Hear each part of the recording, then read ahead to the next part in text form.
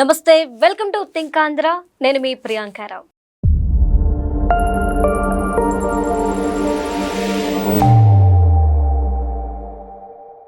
జగన్మోహన్ రెడ్డి గారి కారు కింద ఒక వృద్ధుడు మరణించిన విషయం తెలుసు. ఆయన పేరు లింగయ్య. అయితే ఈ మరణానికి సంబంధించి నిమిషానికి ఒక న్యూస్ అప్డేట్ అవుతూ వస్తుంది. అంటే తెలియని కొత్త విషయాలు, అసలు ఈ కేసులో ఏం జరిగింది, అలానే జగన్మోహన్ రెడ్డి ఎలా ఈ కేసుని తారుమారు చేసే ప్రయత్నం చేశారు అనే విషయాలు ఒక్కొక్కటిగా బయటపడుతూ వస్తున్నాయి. ఇది వింటున్న ప్రజలు కూడా అసహ్యించుకుంటున్నారు. ఇలాంటి మనిషిని ఇన్ని రోజులు ఆరాధించాము, అలానే వైఎస్ఆర్సీపీ కార్యకర్తలు కూడా ఇలాంటి మనిషి వెనకతల మేము తిరిగాము అని చెప్పేసి వాళ్ళకు వాళ్ళు ప్రశ్నించుకునే పరిస్థితి ఏర్పడింది. అసలు ఏం జరిగింది? అలానే ఈ పోలీసులు కూడా ప్రెస్ మీట్ పెట్టి మీడియా ముందు ఒక మాట చెప్పారు. జగన్మోహన్ రెడ్డి గారి కాన్వే కాదు, ఆయనతో పాటు వచ్చిన మరో వెహికల్ వల్ల ఈ యాక్సిడెంట్ జరిగింది అని. కానీ తర్వాత పోలీసులే ప్రెస్ మీట్ పెట్టి లేదు, జగన్మోహన్ రెడ్డి గారి కారు వల్లే ఈ యాక్సిడెంట్ జరిగింది అని చెప్పారు. అయితే పోలీసుల మీద కూడా కొన్ని అనుమానాలు వ్యక్తమవుతున్న టైంలో తలశిల రఘురాం పేరు బయటకు వినబడుతుంది. సో అసలు ఈ తలశిల రఘురాం ఎవరు? తలశిల రఘురాం చెప్పింది పోలీసులు ఎందుకు చేశారు? జగన్మోహన్ రెడ్డికి తలశిల రఘురాంకి అసలు సంబంధం ఏంటి? ఇప్పుడు ఇవే ప్రశ్నలు ఉత్పన్నమవుతున్నాయి. దీనికి సంబంధించి మనతో మాట్లాడడానికి ప్రముఖ పొలిటికల్ అనలిస్ట్ డివి శ్రీనివాస్ గారు ఉన్నారు. ఆయనతో మాట్లాడదాం. నమస్కారం సార్.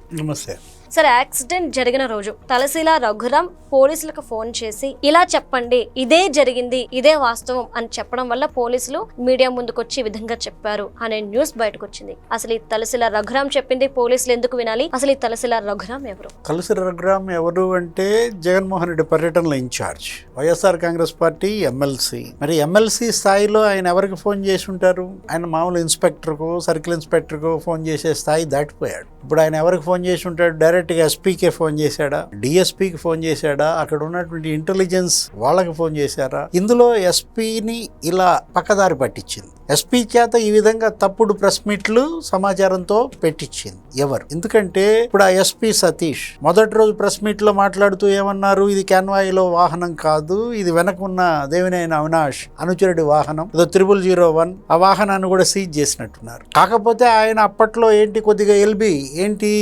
ఇప్పటికి అందిన సమాచారం ప్రకారం నేను చెప్తున్నాను, నీకు పూర్తి వివరాలతో మళ్ళీ ప్రెస్ మీట్ తో సమాచారం ఇస్తాను అన్న దీంట్లో ఇవాళ సతీష్ మళ్ళా తర్వాత ప్రెస్ మీట్ లో ఏమని పెట్టారు? ఈ వీడియో బయటపడ్డ తర్వాత అది ఆ వాహనం జగన్మోహన్ రెడ్డి కూర్చున్న వాహనమే, ఆయన డ్రైవరే అతన్ని తొక్కేశారు వాహనంతో. ఆ టైరు అతని మెడ మీద దాకా వచ్చిన పరిస్థితి, ఈడ్చి పక్కన పడేసి వాళ్ళు వెళ్ళిపోయిన దీంట్లో ఇప్పుడు పోలీస్కి తప్పుడు సమాచారం ఇచ్చిన తలశిల రఘురాం ఇవాళ ఈ కేసులో మరి ముద్దాయి. ఇప్పటి వరకు ఒక 5-6 మన ముద్దాయిలుగా చేర్చారు. డ్రైవర్ రమణారెడ్డి, A1 అయితే A2 జగన్మోహన్ రెడ్డి, ఇక వరుస పెట్టి ఆ వాహనంలో ఉన్నవాళ్ళు A3, A4, A5 ఎవరు? ఆ విడుదల రజని, పేర్ని నాని, లేకపోతే సుబ్బారెడ్డి. అంటే జగన్మోహన్ రెడ్డి ఏమో అక్కడ ఆ పక్కన ఆ డోర్ స్టాండ్ దగ్గర నుంచుని అభివాదం చేస్తున్నాడు. ఒక కార్యకర్త ఏమో ఆయన వాహనంపై ఎక్కి డాన్స్ చేస్తున్నాడు. కనీసం నిరోధించే ప్రయత్నం చేయలేదు. దిగమని అడిగిన సందర్భం లేకపోగా ఇంకా నవ్వడం, అతనికి షేక్ హ్యాండ్ ఇవ్వడం. అక్కడ కొన్ని వాయిస్ వినపడతారు. పోనీ అమ్మ ముందుకు పోనీ అన్నదెవరు? తొక్కమ్మ తొక్కేయమ్మ అన్నదెవరు? అంటే తొక్కే అంటే ఎక్సలేటర్నా లేకపోతే ఈ సింగయ్య బాడీనా? ఈ మాటలు పలికింది జగన్మోహన్ రెడ్డి. ఆ వాహనంలో ఉన్నటువంటి ఈ సోకాళ్ళ వైసీపీ మాజీ మంత్రులు విడుదల రజని, లేకపోతే పేర్ని నాని, ఆయన ఎంపీ, టీటీడీ బోర్డు మాజీ చైర్మన్ సుబ్బారెడ్డి. అందుకే వాళ్ళ పైన ఇవాళ 105 కాదు, మనం చూసాం 106 లేకపోతే 49 ఈ సెక్షన్లని పెట్టారు. 5 ఏళ్ల నుంచి 10 ఏళ్ల జైలు శిక్ష పడేటటువంటి సెక్షన్స్. ఇక్కడ తలశిల రఘురాం ఉద్దేశపూర్వకంగా కావాలని ఈ కేసును పక్కదారి పట్టించడం, జగన్మోహన్ రెడ్డిని ఈ కేసు నుంచి తప్పించడం. ఆయన వాహనం కింద పడలేదు, ఏదో వాహనం నంబర్ ఇచ్చారు 0001 అని. అంటే ఏంటి? వాళ్ళ పోలీసుని పక్కదారి పట్టించడం, వాళ్ళ విధులకు ఆటంకం కల్పించటం, తప్పుడు సాక్ష్యాలు సృష్టించటం. అనేక సెక్షన్ల కింద ఇవాళ తలశిల రఘురాం పైన కేసు పెట్టాలి. పరారా? కేసు పెట్టక ముందే పరారైపోతున్నారు. ఇప్పుడు రఘురాం కూడా పరారవుతాడా? ఎందుకంటే అసలు జగన్మోహన్ రెడ్డి నిన్న ఒక ట్వీట్ చేశాడు. ఆ ట్వీట్ లో ఆయన రకరకాల వ్యాఖ్యానాలు చేశాడు. అసలు నాకు తెలియదు, నా కారు కింద పడ్డ సంగతే నాకు తెలియదు, నేను రెంటపాళ్ళు వెళ్ళి తిరిగి వచ్చేటప్పుడు మా వాళ్ళు చెప్పారన్నారు. ఈయన అసలు ఎప్పుడు బయలుదేరాడు? ఎప్పుడు బయలుదేరతానని సమాచారం పోలీస్కి ఇచ్చారు? ఉదయం 9ంటికి బయలుదేరతామన్నారు, 11ంటికి రెంటపాళ్ళ చేరతామన్నారు. రెంటపాళ్లలో మీకోసం పోలీసులంతా బందోబస్తులో ఉన్నారు, మీరు వస్తారని. రోప్ పార్టీ అక్కడ ఉంది. అంటే జగన్మోహన్ రెడ్డి ఏమంటాడు?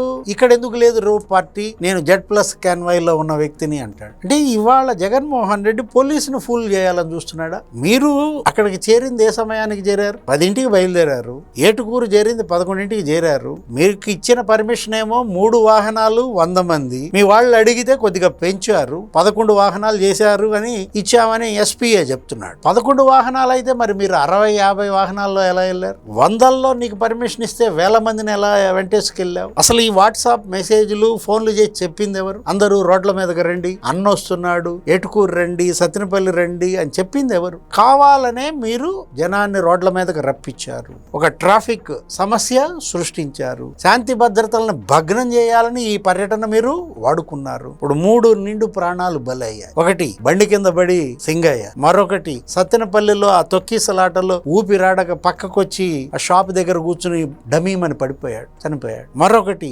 క్యాన్వాయిల్లో అంబులెన్స్ ఇరుక్కుపోయింది, దానికి మార్గం ఇవ్వలేదు. ఆ అంబులెన్స్ లో ఉన్నటువంటి రోగి అతను చనిపోయాడు. అంటే ఈ 3 ప్రాణాలకు ఎవరు బాధ్యత వహిస్తారు?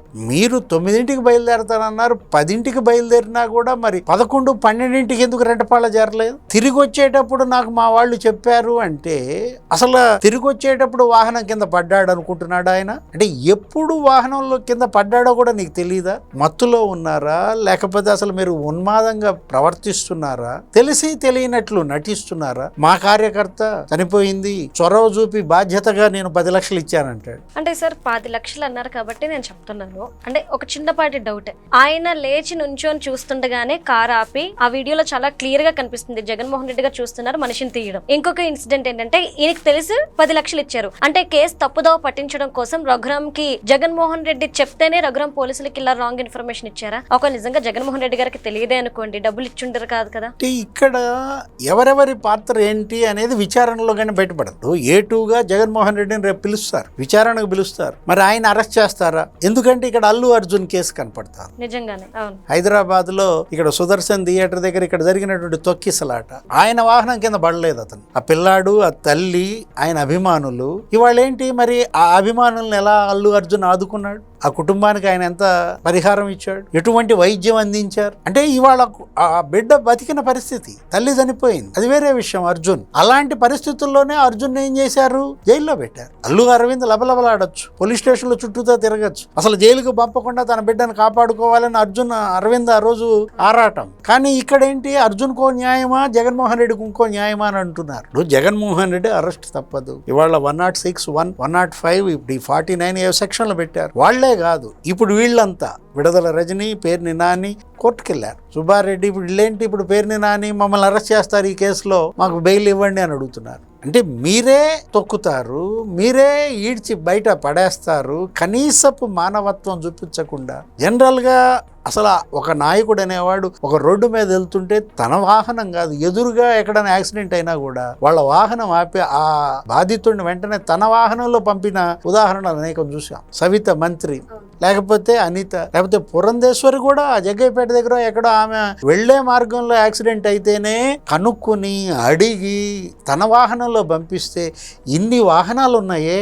జగన్ తాడేపల్లి నుంచే 50-60 వాహనాల్లో వెళ్ళాడే, ఒక్క బండిలో సింగయ్యని పంపించి మరి ఆ గోల్డెన్ అవర్స్ లో నువ్వు ట్రీట్మెంట్ ఇప్పించుంటే బతికేవాడు కదా. అంటే ఈరోజు గోల్డెన్ అవర్ గురించి మాట్లాడారు కాబట్టి ఇదే జగన్మోహన్ రెడ్డి విజయవాడ దరిదాపుల్లో ఒక ఇన్సిడెంట్, ఒక ఆవిడకి సమ్మేదో అయితే ఈయన కాన్వాయ్ లో ఒక కార్ ఇచ్చి పంపించారు.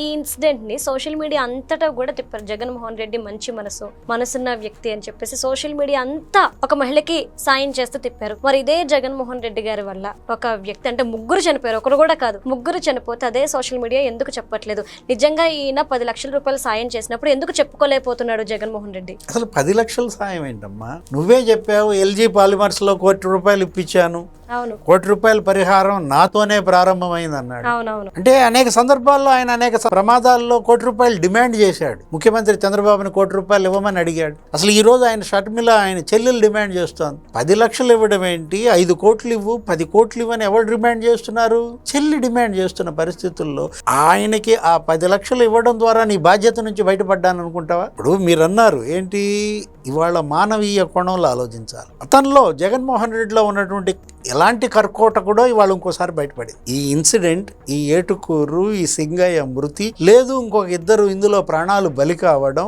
జగన్మోహన్ రెడ్డి ఎంత కర్కోటకుడు అనేది ఇవాళ రాష్ట్ర ప్రజానీకం మొత్తం చూసిందనమాట. మన కారు కింద ఒక వ్యక్తి ఆ విధంగా పడిపోతే అసలు మెడ మీద టైరు కనపడుతుంటే ఎవరన్నా ఆ వాహనంలో ముందుకు పోతారమ్మా? వెంటనే వాహనం దిగుతారు, డ్రైవర్ని కేకలేస్తారు, అతను రక్షిస్తారు. అంటే సింగయ్య ప్రాణాలు కాపాడటం కన్నా ఏడాది క్రితం చనిపోయినటువంటి అతని విగ్రహావిష్కరణ బెట్టింగ్ మాఫియా ఎక్కువైపోయిందా? అంటే జగన్మోహన్ రెడ్డి నిన్నటి రెంటపాళ్ల పర్యటన ఇవాళ ఎంత కరుడుగట్టిన కర్కోటకుడు అనేది మరోసారి ప్రజల కళ్ళకు ముందు కనపడుతోంది. Thank you so much sir.